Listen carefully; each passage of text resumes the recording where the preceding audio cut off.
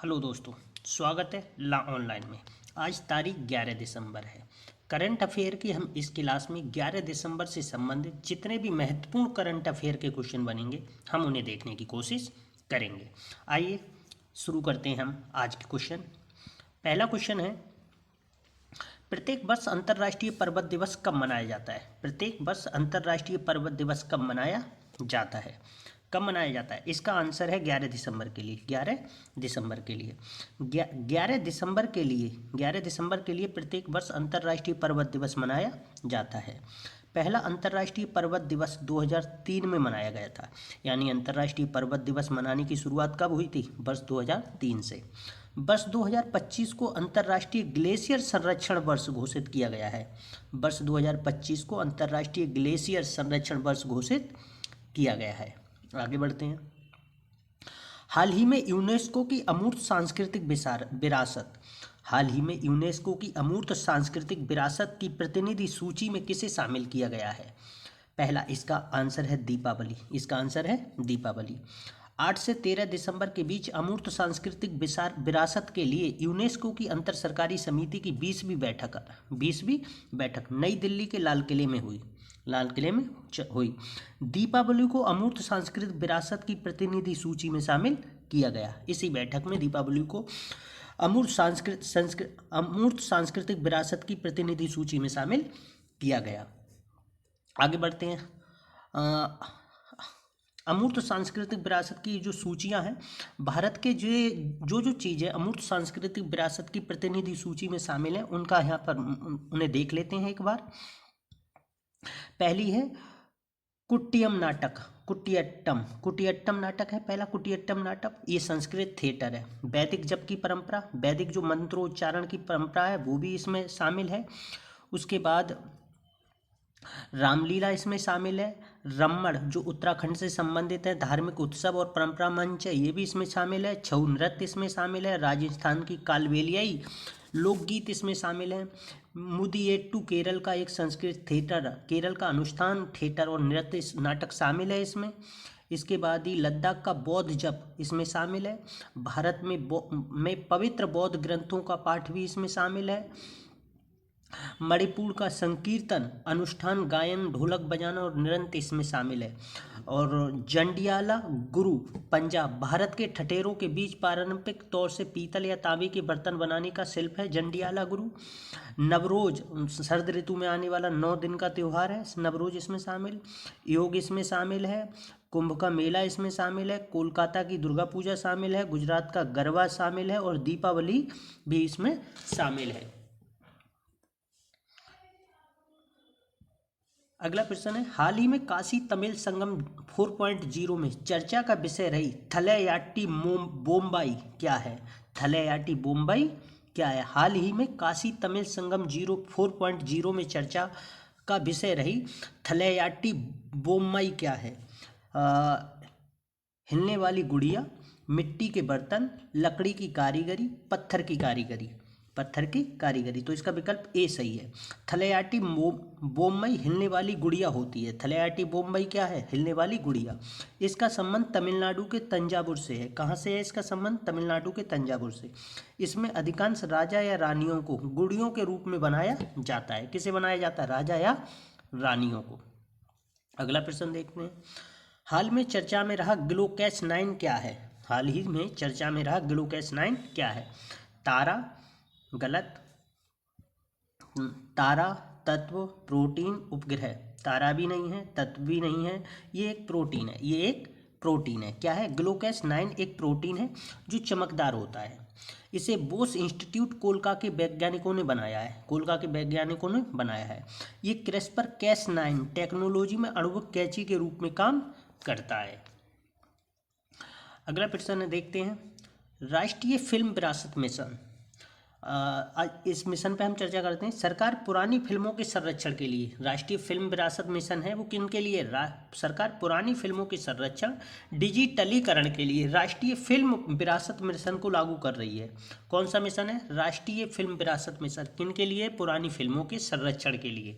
अब तक कितनी फिल्मों को 1469 फिल्मों को डिजिटलीकृत किया जा चुका है। कितनी फिल्मों को डिजिटलीकृत किया जा सकता है? 1459 फिल्मों को किया जा चुका है, जिनकी कुल अवधि क्या है? 4.4 लाख मिनट है। डिजिटलीकृत और पुनर्स्थापित फिल्मों का संरक्षण भारतीय राष्ट्रीय फिल्म अभिलेखागार द्वारा किया जाता है। किसके द्वारा किया जाता है? भारतीय राष्ट्रीय फिल्म अभिलेखागार द्वारा इनका संरक्षण किया जाता है। आगे बढ़ते हैं। हाल ही में आवासन और शहरी कार्य मंत्रालय ने अत्याधुनिक बायो सीएनजी प्लांट कहाँ शुरू किया है? लखनऊ में। कहाँ शुरू किया है? लखनऊ में। इसे देखते हैं।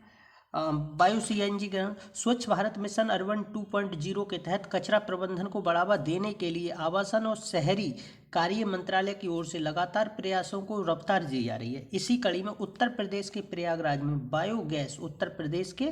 प्रयागराज में बायोगैस उत्पादन वाले अत्याधुनिक बायो सीएनजी प्लांट का प्रयोग में शुभारंभ किया गया है।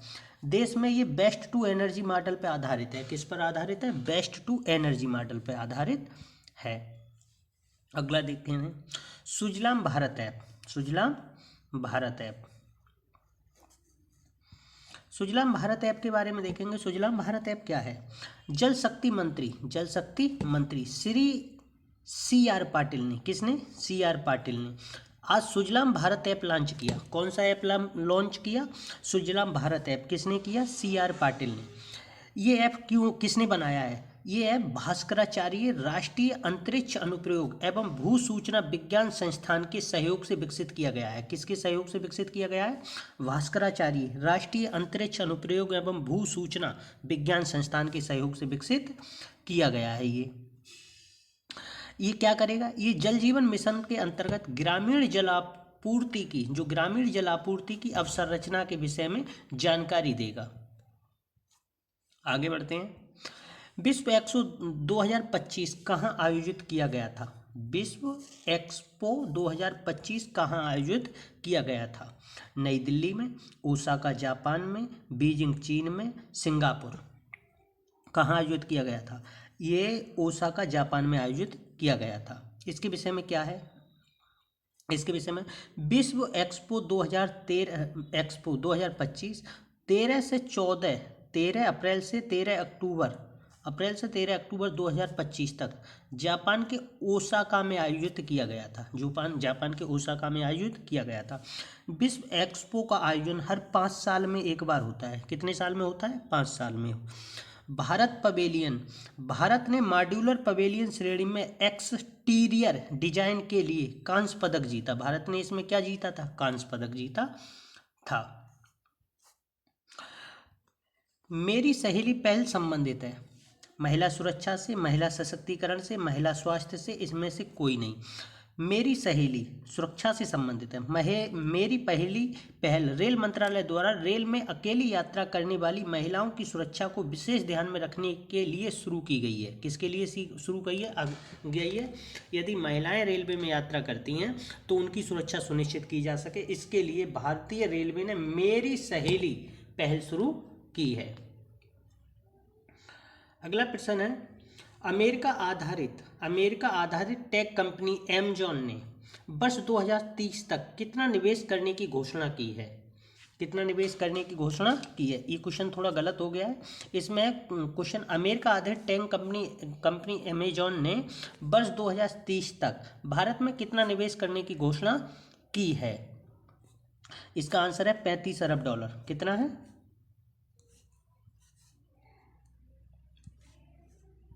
क्या है आंसर इसका? $35 अरब। 35 अरब। अमेजन ने भारत में 2030 तक $35 अरब का निवेश करने की घोषणा की है। कितने अरब डॉलर का? 35 अरब। अगला प्रश्न है, हाल ही में ऑस्ट्रेलिया ने किस आयु वर्ग के लिए सोशल मीडिया के उपयोग पर प्रतिबंध लगा दिया है? किससे? 16 वर्ष से कम उम्र के। ऑस्ट्रेलिया ने 16 वर्ष से कम उम्र के नागरिकों को सोशल मीडिया उपयोग को प्रतिबंधित करने वाला पहला देश बन गया है। क्या बन गया है? प्रतिबंधित करने वाला पहला देश बन गया है। हाल ही में माइक्रोसॉफ्ट ने भारत में कितने प्रतिशत कितने निवेश की घोषणा की है? हाल ही में माइक्रोसॉफ्ट ने भारत में कितने प्रतिशत कितने निवेश की घोषणा की है? 17.5 अरब डॉलर। 17.5 अरब डॉलर। माइक्रोसॉफ्ट ने भारत में 17.5 अरब डॉलर के निवेश की घोषणा की है।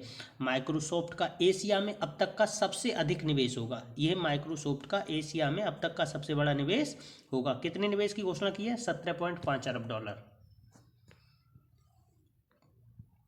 आज हम व्यक्ति विशेष में चर्चा करेंगे सी राजगोपालाचारी की। सी चक्रवर्ती राजगोपालाचारी की क्या चर्चा करेंगे इनके विषय में?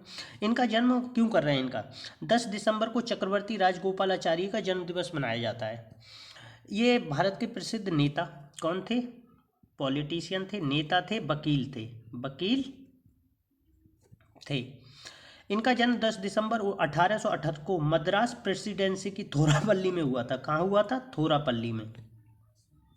जब देश में रॉलेट एक्ट के विरोध में आंदोलन चल रहा था तब वे राष्ट्रीय आंदोलन में शामिल हुए थे। 1930 में नमक आंदोलन में जब भारत में नमक आंदोलन चल रहा था 1930 में, तब उन्होंने बेदाराण में नमक आंदोलन का नेतृत्व किया। कहाँ किया था? बेदाराण में। उन्होंने भारत छोड़ो आंदोलन का विरोध किया। अन्य सभी आंदोलनों में उनकी सक्रिय भूमिका रही। 1937 में वे मद्रास प्रेसिडेंसी के प्रधानमंत्री बने। 1944 में सीआर फार्मूला प्रस्तुत किया। सीआर फार्मूला क्या था? मुस्लिम लीग को भारत की तत्काल स्वतंत्रता प्राप्त करने और अंतरिम सरकार को सहयोग करना चाहिए। मुस्लिम लीग से कहा गया कि आप जो तत्काल रूप से स्वतंत्रता प्राप्त करने में सहयोग कीजिए और उसके बाद जो अंतरिम सरकार बनेगी उसे में भी आप शामिल होइए। उसके बाद जब भारत आज़ाद हो जाए तो जिन क्षेत्रों में मुस्लिम बहुमत में है या जिस क्षेत्र में बहुत मुस्लिम ज़्यादा हैं, बहुल इलाके में मुस्लिम बहुल इलाके के जनमत संग्रह के आधार पर अलग राष्ट्र का निर्माण कर सकते हैं। उन्होंने ये भी कहा था कि अगर जनमत संग्रह कराना है तो जिन क्षेत्रों में मुस्लिम ज़्यादा हैं वहाँ जनमत संग्रह कराइए, और जनमत संग्रह अगर पृथक होने के पक्ष में आता है तब आप अलग राज्य बना सकते हैं। 1947 में वे स्वतंत्र भारत के पहले गवर्नर जनरल बने, पहले भारतीय गवर्नर जनरल बने। उसके बाद है उन्हें भारत रत्न से भी सम्मानित किया गया है। उन्होंने 1969 में स्वतंत्र पार्टी भी बनाई है। Daily current affair by law online 11 दिसंबर के। आज के लिए इतना ही काफ़ी था।